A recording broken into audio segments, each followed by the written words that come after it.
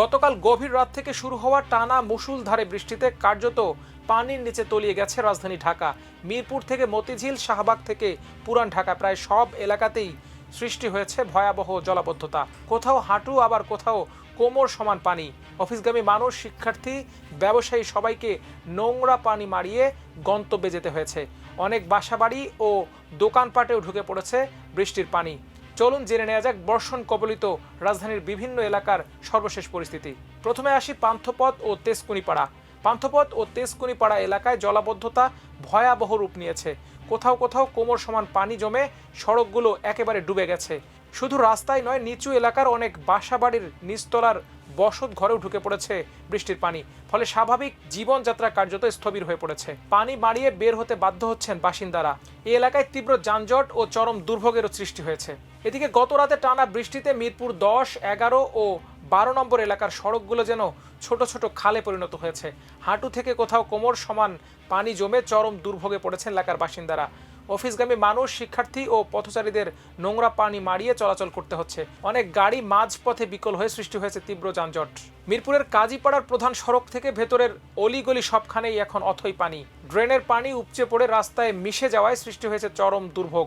Metro rail স্টেশনের নিচেও পানি জমে যাত্রীদের দুর্ভোগ বেড়েছে। রিকশা ও সিএনজি চালকরা বাড়তি ভাড়া দাবি করছে এই এলাকায়। এখন রিক্সা ভাড়া মনে করেন এখান থেকে এখানে বহুত ভাড়া যেতেছে, যার কারণে এখন হাইটে যাওয়া লাগতেছে। আইসা মানে এটা আনএক্সপেক্টেড, মানে ঢাকা শহরের মতো জায়গায় এটা পুরো আনএক্সপেক্টেড ভাই। অন্তত এই জায়গাটাতে এরকম পানি হবে এটা পুরাই ভাবতে পারিনি। ভাবছিলাম হয়তো হালকা পাতলা হবে, বাট এখানে তো পুরাই কোনো স্কোপই নেই যাওয়ার মতো। রিক্সা তো সাপোজ প্রথমত চাইতেছেই না, স্পেসিফিক কয়জন যেতে চাইতেছে, বাট অনেক ভাড়া। এখান থেকে সামনের মুচুরে মনে করেন আপনার 100-150 টাকার মতো এরকম চাইতেছে আর কি।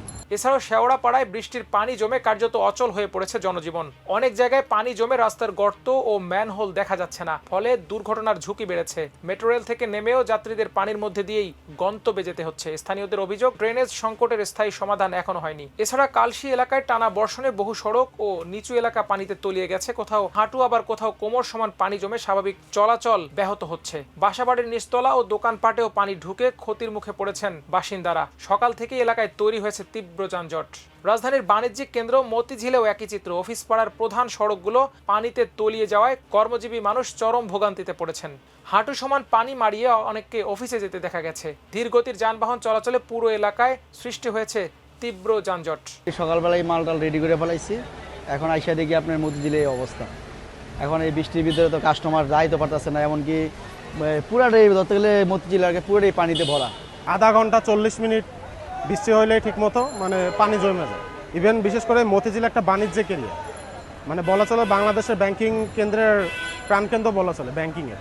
তো মতিঝিল এরিয়ার অবস্থায় আপনি দেখতেছেন। শুধু আজকে তো বেশি বৃষ্টি পড়ছে বলে এরকম না, আপনি যদি স্বাভাবিকভাবেই কোনো দিন আধা ঘন্টা বৃষ্টিও পড়ে ঠিকভাবে মুষলধারে, তাহলেই এখান থেকে চলাচল করা যায় না। এছাড়া ফকিরাপুল ও দৈনিক বাংলার মোড়ে বৃষ্টির পানি জমে যানবাহন চলাচল প্রায় স্থবির হয়ে পড়েছে। সপ্তাহের প্রথম কর্মদিবসে দুর্ভোগে পড়েছেন হাজারো অফিসগামী মানুষ।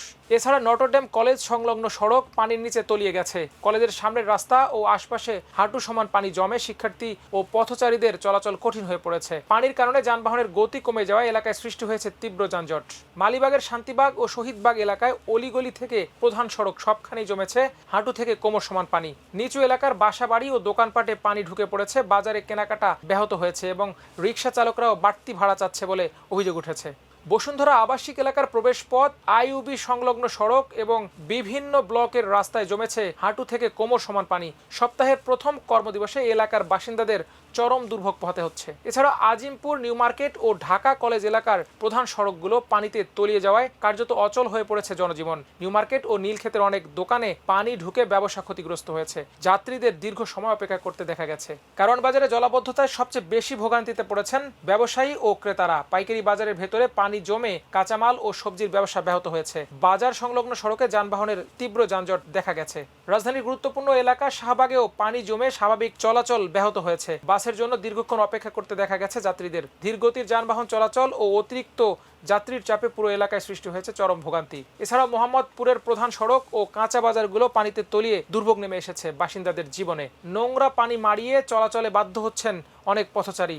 এদিকে পুরান ঢাকার বংশাল নাজিমউদ্দিন রোড ও আশপাশের অলিতে গলিতে থই থই করছে বৃষ্টির পানি। হাঁটু থেকে কোমর সমান পানি জমে যানবাহন চলাচল ব্যাহত হয়েছে। অনেক দোকানপাট ও নিচতলার বাসায় পানি ঢুকে পড়েছে। পুরান ঢাকার সরু রাস্তাগুলোতে জলাবদ্ধতার কারণে জনজীবন প্রায় অচল হয়ে পড়েছে। এছাড়াও রাজধানীর বিভিন্ন এলাকায় টানা বর্ষণের ফলে চরম ভোগান্তি পোহাতে হচ্ছে নগরবাসীকে।